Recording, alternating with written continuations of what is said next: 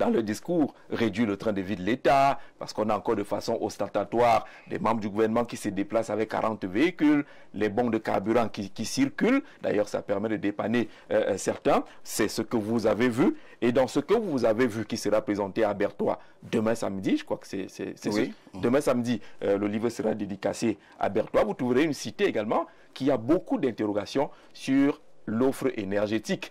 Et à l'Est, on parle du paradoxe Lompanga, l'usine de pied, la célébration du raccordement au réseau interconnecté Sud. Mais le résultat est que c'est l'obscurité presque au quotidien de ce côté. D'ailleurs, les populations mais si vous voulez, vous petite poseront la réaction, question. vous dites, il y a plein de choses qui sont inscrites dans le discours. Oui. Oui, mais vous savez, moi je suis un élu et nous arrivons en fin de mandat. Si vous me posez une question sur mon bilan, je ne vais pas vous servir de discours. C'est-à-dire, je vais vous dire que, en tant que député, j'avais des missions classiques et des missions extra. Au titre des missions classiques à l'Assemblée nationale, voilà ce que j'ai fait, voilà ce que j'ai fait en termes d'amendement de loi, en termes de contrôle de l'action du gouvernement. Et dans les missions extra, je vais vous dire que oui, on a mis 100 poteaux d'éclairage public à tel endroit, on a construit 17 forages, je vais vous dire qu'on a fait la route à tel endroit, donc je vais vous donner des indicateurs, je ne vais pas vous parler du discours, je ne vais pas discourir seulement, bah, évidemment il faut discourir pour renseigner sur ce qu'on a fait, mais je vais vous dire des choses que vous pouvez aller vérifier. Il y a une chose à l'Assemblée qu'on appelle le débat d'orientation budgétaire. Ça se tient tous les ans, je crois dans la session de juin-juillet. Et vous pouvez lire, tout le monde peut télécharger la SND 30, la stratégie nationale de développement pour 2030. Oui. Et il y a une expression que vous verrez là-dedans, qu'on appelle la transformation structurelle. C'est une expression économique qui s'oppose en théorie économique à ce qu'on appelle le big push. En termes de la grande poussée. C'est-à-dire que en management économique, vous avez deux options. Vous avez l'option de choisir des secteurs prioritaires et stratégiques sur lesquels vous allez investir. Je parlais de l'énergie tout à l'heure, je pourrais ajouter l'agriculture, sur lesquels vous allez investir. Et ce sont ces secteurs stratégiques qui vont provoquer un effet d'entraînement. Ça s'appelle donc en économie la transformation structurelle, qui s'oppose donc à la grande poussée, c'est-à-dire que vous investissez de l'argent sur plusieurs leviers, sur plusieurs pôles. Et lorsque vous lirez tous les documents de l'État du Cameroun, les documents d'orientation, on vous dira que le Cameroun est inscrit dans la transformation structurelle. Oui. Mais lorsque vous prendrez la SND 30, qui vous dira d'ailleurs elle-même à l'introduction que l'option stratégique est celle de la transformation structurelle, vous découvrirez le nombre d'aéroports, par exemple, qu'ils ont prévu de construire en 5 ans. Mais ça ne s'arrête pas là. Vous verrez en plus du nombre d'aéroports, du nombre d'hôpitaux, du nombre de routes, ainsi de suite, ainsi de suite. Et très vite, vous comprendrez pourquoi nous sommes inscrits dans du saupoudrage. Vous voyez que nous revenons sur la problématique que nous avons abordée lorsque nous évoquions l'encombrement organique. C'est-à-dire que ceux qui dirigent le Cameroun depuis une quarantaine ou un peu plus d'une quarantaine d'années sont dans une option du mouvement sur place. C'est-à-dire que vous bougez, mais vous êtes sur place. Mais vous êtes exactement sur place et parfois vous commencez à reculer. Mais vous bougez toujours. C'est ça. C'est pour ça qu'on va créer plusieurs administrations où on sait clairement qu'on dépense de l'argent, mais on dira qu'on crée de l'emploi, on dira que ça bouge, qu'il y a des projets en cours. Et c'est ça qui fait qu'au Cameroun, tout le monde s'indigne de ce qu'il y a beaucoup de projets qui commencent, mais qui ne s'achèvent pas. Parce qu'on est justement dans du saupoudrage et seuls les pays qui ont des revenus conséquents s'autorisent, et il y en a pas nombreux sur la planète, qui s'autorisent ce type d'options stratégiques. Mais vous voyez le double langage, ou alors la disparité qu'il peut y avoir entre l'annonce et la réalité. D'accord. On achève la première demi-heure de notre entretien. Ah, déjà. Et que la crise énergétique nous a pris pratiquement une demi-heure. On va coller un autre sujet des choses vues et d'actualité. Très rapidement, on découvre les premiers messages. Bonjour, monsieur Jean-Jacques Zé et monsieur Cabral Libi est un bon politicien. Il est encouragé parce qu'il incarne l'espoir et la force de la jeunesse. C'est Bisso Ango depuis Ebolova. Merci.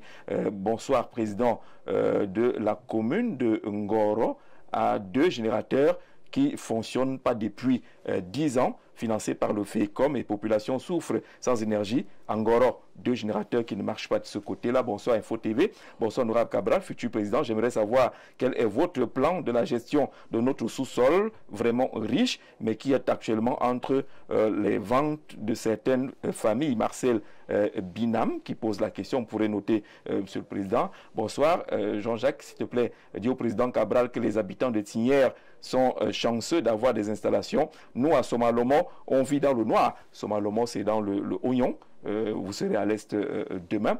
Pourquoi aller construire un barrage qui produirait 25 MW et qui aujourd'hui ne donne rien, alors que la Sanaga, il y a un barrage annoncé depuis longtemps et qui doit produire 500 MW, celui de Kikot, précisément dans l'arrondissement de Nyanon. Je crois que les autorités qui ont la charge vous écoutent. Bonsoir à vous, Cabral Libi. Comme président de la République, le Cameroun sera la première puissance économique de notre continent. Les jeunes de la région du Nord sont tous derrière lui. Bara Hamad, membre du PCRN depuis la ville de Garoua. Très bonne émission. Le signal n'est pas bon du tout ici à Bertois. En tout cas, vous avez retenu l'essentiel. Le président Cabral Libi sera là-bas pour la dédicace du livre. Vous sortirez de Yaoundé. Et quand vous allez parcourir les rues de Yaoundé que vous connaissez très bien, vous verrez qu'il y a des efforts ces 72 dernières heures pour ramasser un peu les ordures. Et tous ces derniers temps, il y a eu des gros débats sur la question du ramassage des ordures, pour prendre seulement l'aspect basique, parce que l'aspect assainissement est beaucoup plus large que cela. Pourquoi est-ce que ça semble être un casse-tête pour notre pays, juste ramasser les ordures? Alors, vous savez, vous me poserez plein de questions comme ça jusqu'à la fin de l'émission. Il y a une chose que les Camerounais doivent intégrer. Nos gouvernants, quoi que vous disiez, quoi que vous fassiez, sont devenus incapables de faire certaines choses qui sont pourtant simples. Alors, vous allez vous étonner qu'à chaque fois je parle de simple. Parce que sur un certain nombre de questions, M. Jean-Jacques Zé, on n'invente pas la roue. Lorsqu'on a comme credo, c'est le cas pour nous, l'humain au centre de toutes les préoccupations, la première chose à laquelle on pense lorsqu'on est gouvernant, quand on se lève le matin, est-ce que j'ai apporté satisfaction aux attentes des gens que je gouverne? C'est ça que nous appelons dans cet ouvrage la nécessité de la présence de l'État. Parce que malheureusement, le Camerounais vit au quotidien comme si l'État se foutait royalement de lui. C'est pas exagéré ça? Cet État, vous le verrez si vous voulez faire une réunion. Si vous voulez manifester, vous verrez cet État. Vous verrez cet État lorsqu'il faudra prélever votre impôt. Mais lorsque le marché va brûler, va prendre feu, comme ça a été le cas à Ezeka, en pleine nuit, il y a 2 ou 3 ans, et que j'ai appelé les sapeurs-pompiers, même à un très haut niveau, on m'a dit que les sapeurs-pompiers ne pouvaient pas arriver. C'est là que vous attendez l'État. Mais vous ne voyez pas l'État. Vous vous demandez sans doute où est-ce que je veux aller. Tout à l'heure, vous avez lu le message de Ngoro. Alors, vous avez 2 générateurs. C'est dans le Mbam. C'est dans le Mbam. Dans le Mbam, oui. Vous avez 2 générateurs. Les populations n'ont pas d'électricité. Les générateurs sont même endommagés.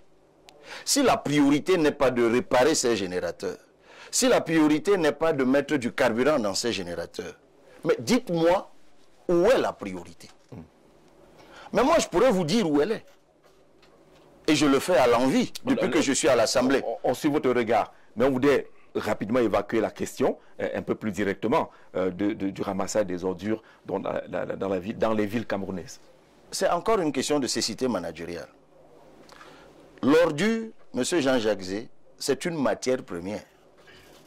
L'ordure, les ordures ménagères sont une matière première susceptible de générer de l'énergie. Absolument. Ah, maintenant, vous voyez pourquoi je faisais le lien. Ce qu'on appelle aujourd'hui la biomasse. La biomasse. Et à l'Assemblée nationale, il y a d'ailleurs un réseau qui travaille beaucoup sur ces questions, qui a organisé beaucoup de séminaires là-dessus. Les ordures, c'est une source d'énergie. Ça veut dire qu'actuellement, nous considérons les ordures encore comme des déchets, de la manière plus archaïque. Quand même ce serait des déchets. Bon, allons aux solutions. La solution, c'est la décentralisation.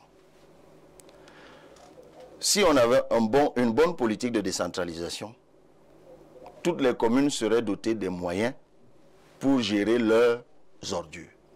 Et c'est ça, une des priorités, c'est celle-là. Vous savez, lorsqu'on réfléchit à gouverner un pays, on se rend compte à quel point beaucoup de choses se tiennent. Monsieur Jean-Jacques Zé, si vous voulez que les gens soient en santé, vous êtes obligé de mettre en place une politique de prévention. Vous ne pouvez pas penser une politique de santé sans mettre en priorité la prévention. La prévention, c'est créer un environnement salubre. Parce que lorsque les gens dorment dans des ordures, ils côtoient dans des rats, côtoient des moustiques et tout ce que vous voulez, et ça les met en bio-insécurité. Et j'en parle parce qu'aujourd'hui même, on adoptait à l'Assemblée nationale la loi sur la biosécurité. Et pendant l'adoption même de cette loi, les discussions ont porté sur les particules infimes, les nanoparticules comme on dit maintenant, et toutes les formes de pollution qu'il peut y avoir à côtoyer les bestiaux, à côtoyer les immondices et tout le reste. Donc, on veut nous faire croire, M. Jean-Jacques Zé, et c'est pour ça que c'est embarrassant, parce que dans une émission comme celle-ci, on doit parler de choses structurantes comme l'énergie. On veut nous faire croire que ramasser les ordures, M. Jean-Jacques Zé, vraiment réfléchissons-y, vous et moi. Ramasser les ordures, ça veut dire acheter des camions et recruter du personnel qui va d'artère en artère, quartier par quartier, ramasse les ordures, les amène quelque part, les trie, parce qu'il faut derrière des centres de recyclage, les trie, ce qu'on peut récupérer, des centres de tri, je veux dire, on trie, ce qu'on peut récupérer et qu'on peut recycler, on le fait, et le reste, on le transforme en énergie ou alors en toute autre chose, parce qu'aujourd'hui, avec les ordures, on peut même engraisser les sols. Donc, il y a, j'ai envie de dire, une chaîne de valeur du déchet. Parce que, je vous l'ai dit tout à l'heure, le déchet est une matière première industrielle. Il y en a qui disent que dans ordures, il y a de l'or. Sauf que... Mais ils ont totalement raison. C'est pour ça que je vous parle de cécité managériale. C'est-à-dire que le Premier ministre convoque les acteurs ministériels, les communes et autres pour parler de l'ordure. Et le discours tenu là-bas, c'est que les gens veulent 15 milliards. Si vous nous donnez 15 milliards, on a fini avec cette affaire. Oui, mais parce que c'est l'habitude qu'ils ont. Eh bien, vous verrez que ça finira par là. Parce que ce dont moi je vous parle, moi je vous tiens un discours de rupture. Oui. C'est-à-dire que j'arrive au pouvoir avec une politique publique du déchet. Elle est dans cet ouvrage. Une politique publique des ordures. Parce que le regard que moi je pose sur les ordures ménagères est totalement différent. Moi je ne vois pas en les ordures une opportunité de me faire de l'argent. Je ne vois pas en les ordures une opportunité de braquer l'État. Je ne vois pas en les ordures une opportunité de prébande. Je vois en les ordures une matière première susceptible de régler des problèmes des Camerounais. D'abord, parce que je les enlève, je vous l'ai expliqué tout à l'heure, je crée un environnement sain. Donc les gens sont en santé, ils vivent dans un environnement sain. Et avec ces ordures, je crée de l'énergie. Donc moi, je pose un regard sur l'ordure en termes de valeur ajoutée du déchet. Voilà ce que je vous dis. Et de ce point de vue, 15 milliards, ce n'est pas la mer à boire. Parce que les 15 milliards en question deviennent un investissement. Donc on est d'accord qu'en réalité, aujourd'hui, les 15 milliards qu'on demande, c'est pourquoi? C'est pour enlever les ordures. Tout simplement. Et certainement acheter du matériel aussi. Parce que derrière tout ça, je l'ai dit tout à l'heure, il y a des camions. Mais tout cela doit être indexé sur les collectivités territoriales décentralisées. Et donc une décentralisation parfaite. Ça s'inscrit pour nous dans nos villes aujourd'hui. Dans la décentralisation, on donne des compétences et les moyens aux collectivités territoriales décentralisées de ramasser les ordures, de les trier et de les recycler. Aujourd'hui, il y a une sorte de cacophonie autour de ce sujet. La mairie de la ville dit avoir l'exclusivité de la couverture de tout le territoire. Les textes donnent mandat aux collectivités, aux communes d'arrondissement de le faire. Le ministère de l'Habitat est également là. Il y a des acteurs nombreux dans ce secteur-là qui semblent danser autour des ordures, où on confond pratiquement les textes et les individus, mais on n'a pas avancé. Il y a des jours où on ramasse un peu 2 ou 3, le lendemain on retrouve les mêmes poubelles. On n'a pas avancé. Mais on ne va pas avancer, ce n'est pas nouveau. Si vous êtes à Yaoundé depuis un certain nombre d'années, vous savez que c'est cyclique. À un moment, le taxi. on vit dans des ordures. À un moment, ils trouvent une solution d'urgence. Il y a de l'argent qu'on débloque et puis ils rebelotent. Donc, il faut trouver une solution définitive. Alors, parlons de vous. Et c'est celle dont moi je vous parle. Parlons de vous, Cabral Libye. Lorsqu'on préparait cette émission, on a un internaute qui nous a écrit. Il dit qu'il n'aimerait pas être à votre place parce qu'il pense qu'aujourd'hui, vous devez avoir le moral dans les talons. Il a l'impression que vous êtes persécuté, que vous vivez une sorte d'acharnement. On vous pourchasse à gauche et à droite pour utiliser son expression. Vous avez tenté d'organiser une dédicace et autres. Ça à Ezeka, ça s'est mal passé. Vous avez voulu partir vers le nord. Il y a eu également des difficultés. Est-ce que vous avez cette impression qu'on ne veut plus du Cabral Libye? Alors, si je reviens sur le champ lexical que vous venez vous-même d'employer, vous avez parlé d'acharnement, vous avez parlé de persécution. Pour ne retenir que ces deux termes-là. Et là, ça ne vient pas de moi. Vous l'avez dit, ça vient d'un internaute. Oui. Donc, c'est la perception qu'un certain nombre de compatriotes ont de ce que je subis. Je crois que la vérité, elle est celle-là, en effet. Elle est celle-là. Maintenant, vous savez, au moment où je viens dans cette émission, aujourd'hui même, je vous parle d'aujourd'hui, parce que vous avez évoqué la dédicace... des écarts, qui a eu lieu le 29 mars. Je ne pourrais pas oublier parce que c'est le jour de mon anniversaire. Aujourd'hui même, avant d'entrer dans ce studio, nous étions en train de nous battre pour que la présidente du comité d'organisation de cet événement n'aille pas en prison. En prison. Au moment où je vous parle. D'un événement comme la dédicace du livre. Elle a été libérée juste quelques minutes avant que je n'entre dans ce studio. On lui reprocherait quoi? Rébellion.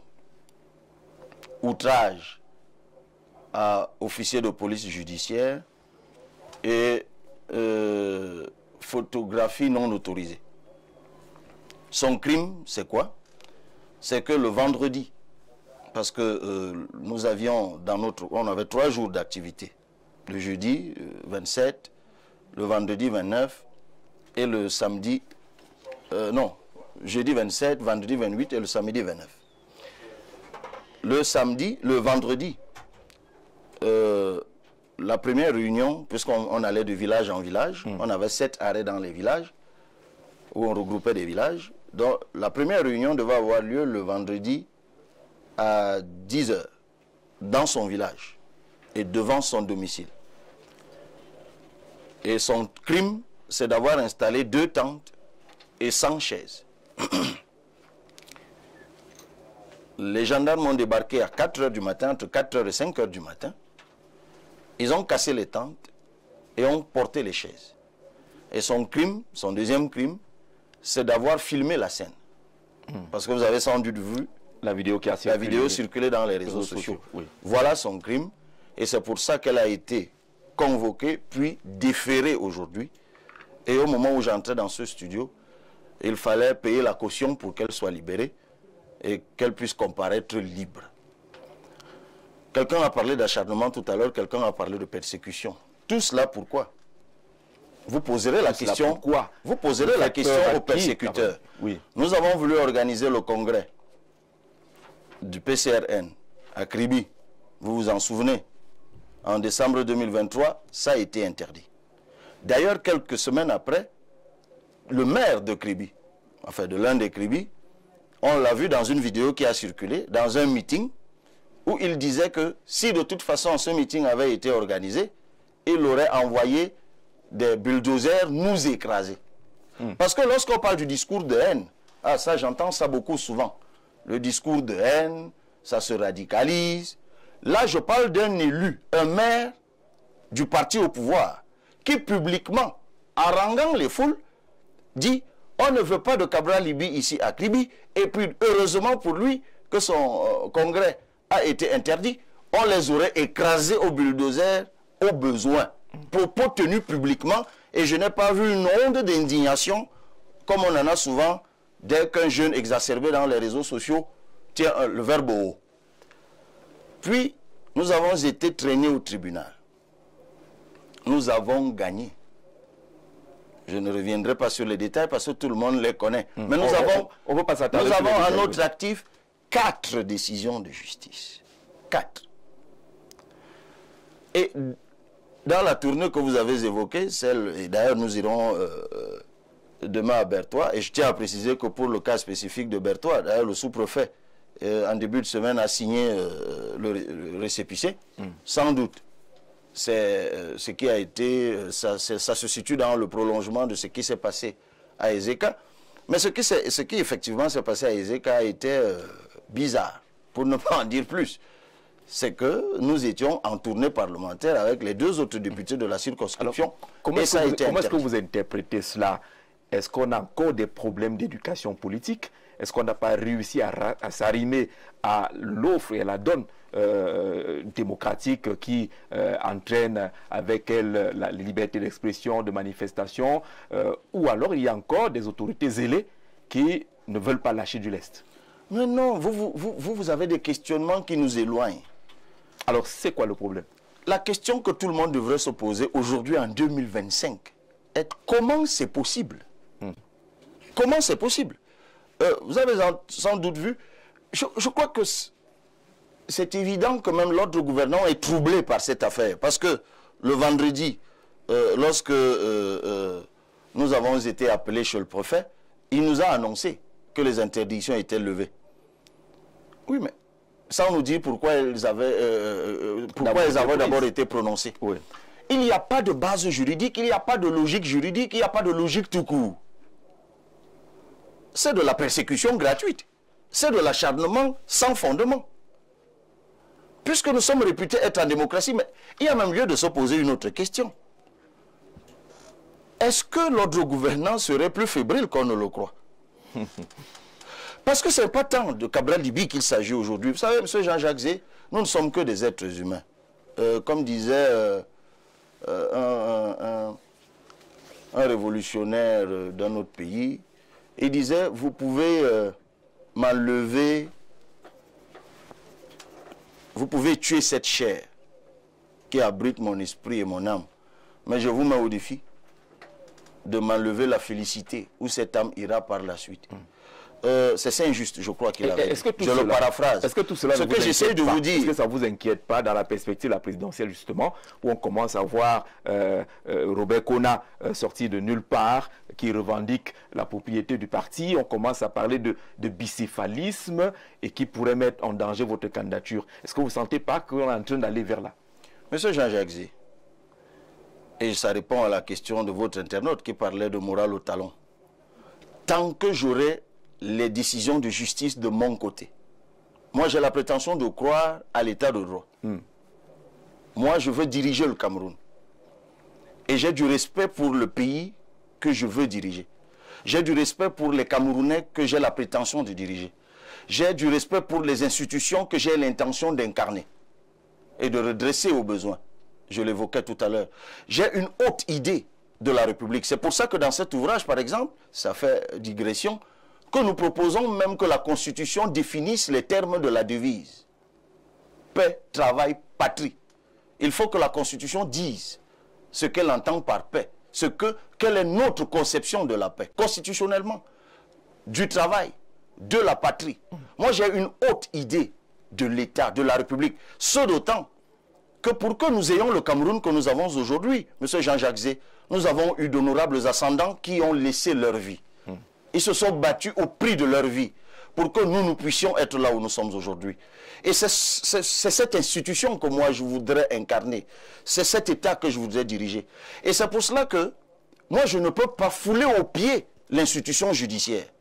Si la justice m'avait dit, Monsieur Libi, vous avez tort, je me serais simplement investi à épuiser les voies de recours, tout simplement. Mais jamais lorsque la justice dans un pays ne s'est prononcée, moi au pouvoir, je ne pourrais dire que la justice n'est rien, que les magistrats, c'est des bons à rien, que les institutions, ça ne veut rien dire. Parce que lorsque vous évoquez même l'hypothèse que... Oui, parce qu'il y a une jurisprudence UPC. Vous il y avez a la jurisprudence UPC, par exemple, où on va commencer à évoquer les bicéphalismes. Là-bas également, il y avait des décisions de justice. Je dis ceci. C'est ça le problème. C'est ce que je suis en train de vous dire. C'est-à-dire le fait que les gens intériorisent que le bafouement des institutions, des décisions de justice, que le piétinement de l'état de droit peut prospérer, il y a déjà un problème. Et ce à quoi j'appelle les Camerounais, c'est de ne plus accepter ça. C'est pour cela que, nonobstant tout cela, je reste combatif. Même s'il faut mourir là-dedans, je mourrai agrippé aux décisions de justice. Je mourrai agrippé aux institutions, en croyant en elles, même si elles sont perfectibles, je le reconnais. C'est pour cela que moi j'ai de la peine à courber les chines devant cela. Je ne sais pas comment, par où, parce que autant arrêter de faire de la politique, autant quitter le Cameroun comme les autres.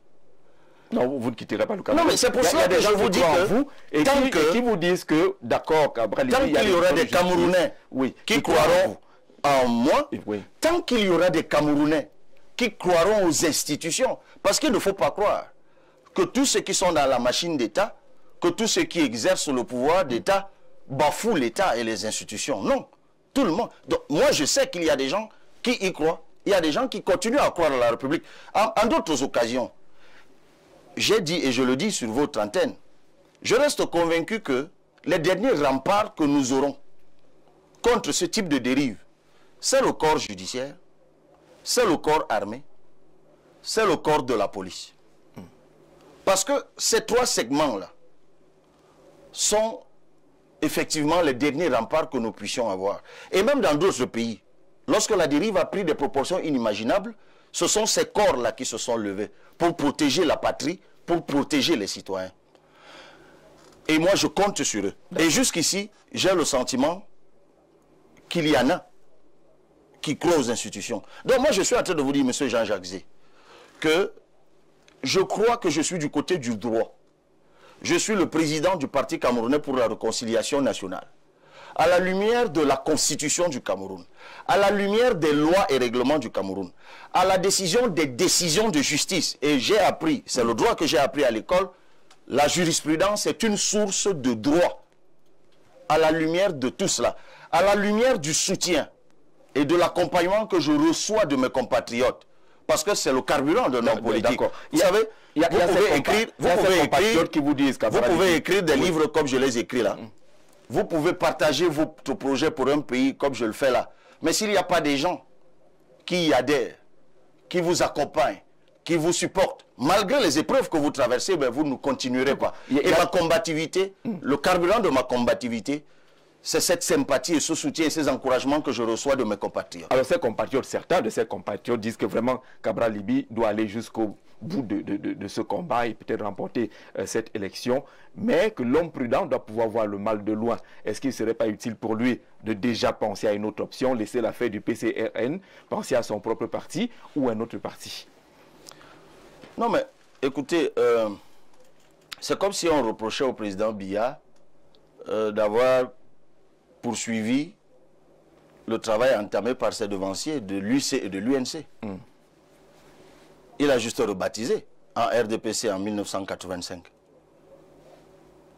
Je ne suis pas sûr que ceux qui dirigent d'autres partis politiques au Cameroun sont forcément ceux qui les ont fondés. Donc moi je ne comprends pas comment les gens peuvent courber les chines devant la dérive, devant le bafouement des institutions et commencent à suggérer des solutions. Non, c'est ceux qui sont dans le bafouement et le mépris des institutions, c'est à eux de se trouver des chemins de traverse. Pas celui qui est dans la légalité, pas celui qui est dans le droit, pas celui qui est dans la justice. Mais non. Ça veut dire que lorsque vous regardez ces gens-là, ceux qui sont allés rencontrer le ministre de l'administration territoriale, Kona Robert et les autres, avec leur déclaration d'amour pour le candidat du RDPC, vous posez quel regard sur cela? C'est la diversion? C'est sans objet? Ça ne vous intéresse pas? Je ne sais même pas de quoi vous parlez. Moi, je vous parle des persécutions que je reçois. Très honnêtement, je ne suis pas très au courant de ce qui se passe dans les cabinets ministériels. Parlez-moi de l'Assemblée nationale, je vous en dirai davantage. Je suis député et depuis quelque temps d'ailleurs, comme je suis membre du bureau, on a reçu des bureaux là-bas. Moi, je vous parle de ce que je vis sur le terrain. Ce que je vis sur le terrain, c'est que j'étais récemment dans la Damawa et on a vu un document signé du gouverneur qui disait qu'il a reçu instruction de nous expulser de la région. Ce que moi je vis, c'est des interdictions qu'on oppose à un élu de la nation, à un député de la nation qui est en tournée parlementaire. Même mes collègues, on a beau ne pas être du bord politique, sont atterrés par cela. Donc voilà ce que moi je vis. Maintenant, ce que les gens font, ils sont libres de faire ce qu'ils veulent. Dans une république, maintenant, tout ce que nous faisons dans un pays comme le nôtre, nous le faisons à la lumière de la Constitution que nous nous sommes choisis et des lois que nous nous sommes, en tout cas que ceux-là que nous nous sommes choisis comme représentants, votent à l'Assemblée nationale. C'est ça qui me préoccupe. Le reste de ce que les gens font, honnêtement, ça ne m'intéresse pas. Donc vous répondez à ce téléspectateur qu'on n'avait pas le moral au talon. Non, mais absolument pas. J'en ai l'air là. Mais non. Et je vous ai dit pourquoi. Moi, je n'ai aucune raison d'être inquiète. Parce que je sais que je suis du côté de la justice, je suis du côté de la légalité, je suis du côté de la Constitution, je suis adossé aux lois et règlements de mon pays. Et il y a ceux qui ont le pouvoir et qui décident. Et moi, je me dis, parmi ceux qui nous dirigent, il y en a qui croient aussi aux institutions.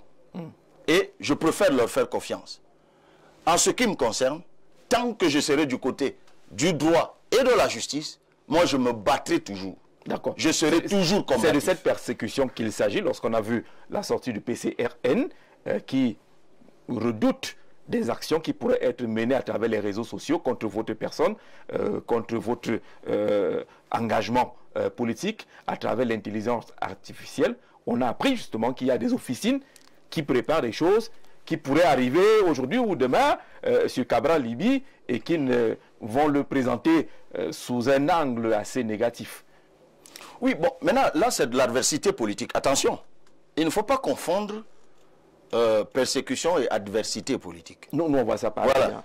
Non, attention. Oui. Il faut que vous sachiez que même les membres du gouvernement, quand je dis même, les membres d'un gouvernement sont en grande majorité, dans le cas du Cameroun, je crois, ils le sont tous, des militants d'un parti politique. Ce qu'on leur demande dans une république exemplaire et normale, c'est de faire la part des choses, de se comporter en commis de l'État lorsqu'ils sont en situation et en militant lorsqu'ils sont dans des joutes politiques. Donc que je me retrouve face à eux dans des adversités politiques, moi, ça ne me dérange pas. Et l'adversité politique ne vient pas que du parti au pouvoir. Je rappelle que l'échiquier politique, c'est des organes politiques qui sont en concurrence. Vous voulez dire que cette adversité-là pourrait également venir des partis qui sont dits oui, bien sûr, comme de l'opposition. Sur le communiqué oui. Auquel vous faites allusion, dont vous parlez, les informations que nous avons de ce qui se prépare avec l'intelligence artificielle contre nous, des informations que nous avons, c'est des gens qui appartiennent à un autre parti politique que celui qui exerce le pouvoir au Cameroun. Même si certaines informations que nous avons nous montrent aussi qu'il y a des intelligences entre un certain nombre d'acteurs politiques que vous voyez dans l'espace public qui donnent l'impression d'être contre le parti au pouvoir et qui sont parfois financés par certains acteurs du pouvoir pour s'acharner et persécuter leurs concurrents, en tout cas ceux-là qu'ils donnent dont ils donnent l'impression d'être leurs concurrents dans l'opposition. Des infiltrés dans l'opposition qui visent à affaiblir l'opposition, c'est ça? Ça aussi, il y en a. Et des gens qui travaillent en totale intelligence avec des acteurs de haut niveau du pouvoir, reçoivent des financements conséquents pour cela, pour faire le jeu, mais contre eux, affaiblir les concurrents sérieux du pouvoir. Mais ça, j'ai envie de vous dire que ça rentre dans la stratégie de l'adversité politique, Monsieur Jean-Jacques Zé. Quelqu'un me rappelait aujourd'hui... Mais ça pourrait ressembler à ce qu'on appelle le football des tacles par derrière, parce qu'on attend une équipe solide face justement à ce type. Alors moi, je vais vous dire que lorsque vous êtes en politique et que vous ne surveillez pas vos arrières, c'est que vous êtes naïf. Parce que justement, vous allez recevoir des tacles par derrière. S'il y a un espace par excellence où on en donne et on en reçoit, c'est bien la politique. Donc moi, je ne suis absolument pas naïf. Quelqu'un me rappelait fort à propos, c'est ce que je voulais vous dire hier ou avant-hier, quelque part, que, et c'est une expression prosaïquement répandue, la politique, c'est pas le voir bébé. Donc, on n'entre pas en politique pour attendre des câlins, se faire caresser l'arrière de la tête ou que sais-je encore. Non, nous sommes dans la conquête du pouvoir. Il y a un marché politique, nous sommes là. Certains comme moi pensent qu'il faut réfléchir, il faut penser la République. C'est pour cela qu'avec mes équipes, nous passons des mois et des mois à écrire un livre. nous pensons que c'est par la pertinence que nous allons amener les gens à adhérer à notre cause et à notre offre politique. Mais de temps en temps, dites-vous bien que, nous ne sommes pas non plus, nous ne sommes pas des nounous non plus. Donc, nous avons appris, lorsque nous entrions nouvellement en politique, effectivement, nous avons pris cela de plein fouet. Je l'avoue, 2017-2018, nous ne soupçonnions pas que la politique était aussi violente que ça. Donc, nous l'avons vraiment pris sur le visage. Et d'ailleurs, ça a marqué durablement beaucoup de gens qui nous suivaient. Je parle notamment de la désinformation. C'est pour ça qu'aujourd'hui, nous avons acquis des outils de vigilance. Nous avons mis en place un dispositif de vigilance qui nous permet d'anticiper. Vous savez, j'aime toujours prendre cet exemple. Nous sommes à 2 jours de l'élection présidentielle. Le directeur de campagne de l'un de mes concurrents de l'opposition, Paul-Éric Kingé, paix à son âme, annonce que Cabral Liby vient de sortir de la présidence de la République avec un sac de 200 millions. À l'époque, j'en ris. Je trouve ça tellement ridicule que je n'ose même pas démentir. Je me dis, mais c'est tellement idiot en plus. Ben, je m'étais trompé. Un nombre conséquent, ça a eu un effet. Un nombre conséquent de personnes y avaient cru. Et pendant des années encore, j'ai croisé des gens qui me disaient, on croyait en vous, mais à cause de cette affaire de 200 millions. Et lorsque j'avais croisé, j'ai souvent raconté cette affaire, j'avais croisé Paul-Éric Kingé à l'installation du maire des Écs, mon camarade Sylvain Tchok, et je lui ai demandé en toute humilité, grand frère, comme je l'appelais, pourquoi tu as fait ça? Et il m'a tapoté à l'épaule, il m'a dit, Moula, petit frère, Moula, c'est ce qu'il disait d'ailleurs souvent, c'est la politique. Donc, avec le temps, on a appris, alors on s'est dit, parce qu'il y a des gens crédibles. Il y a des gens crédibles aux yeux des citoyens. Et ces gens abusent de leur crédibilité auprès des citoyens. Parce qu'ils savent qu'ils sont écoutés des citoyens, ben, ils balancent. Je vais vous parler de la vidéo qui a fuité très rapidement. Un autre concurrent, très réputé de l'opposition, en marge du congrès de son parti il y a quelques mois, qui s'était tenu au palais de congrès à Yaoundé, reçoit la jeunesse de son parti chez lui. Et qu'est-ce qu'il dit à sa jeunesse? Ah, le pouvoir a créé un certain nombre de choses pour faire obstacle à ma candidature, parmi lesquelles 11 millions de citoyens. Bon, il ne pouvait pas s'imaginer que justement un de ces jeunes filmerait en cachette et s'en gargariserait plus tard, parce que le jeune de son parti qui publie ça dit, ben voilà la preuve, notre président, on a toujours dit que Cabral Liby, c'est une fabrication du pouvoir, parce que c'est des choses qu'on racontait souvent, un peu moins maintenant. La preuve, le président l'a dit. Oui, mais ce président de parti abuse allègrement de la naïveté de ces jeunes militants. Il les abrutit même, en fait. Mais ils y croient, parce que c'est leur président. Moi, je n'ai pas le vice, je l'avoue. Je n'ai pas encore atteint le niveau de vice qui peut me pousser à mentir de sang-froid sur les autres devant mes militants, ou à mentir au peuple au sujet des autres. Moi, je préfère encore penser que la pertinence des idées permettra au peuple de me faire confiance. On va beaucoup parler de vos rapports. Suffira en tout cas pour que le peuple me fasse confiance. On va beaucoup parler de vos rapports avec les autres dans la troisième demi-heure qui s'achève d'ailleurs de notre programme, qui va commencer la troisième demi-heure. Mais le temps d'accueillir une dame, Nadège Yougen, qui est restée très focus sur ce que les internautes disent. Elle va venir nous retrouver ici pour relayer quelques-unes de ces questions et vous allez répondre tout naturellement. Je connais votre galanterie. Le temps d'une respiration et Nadège s'installe.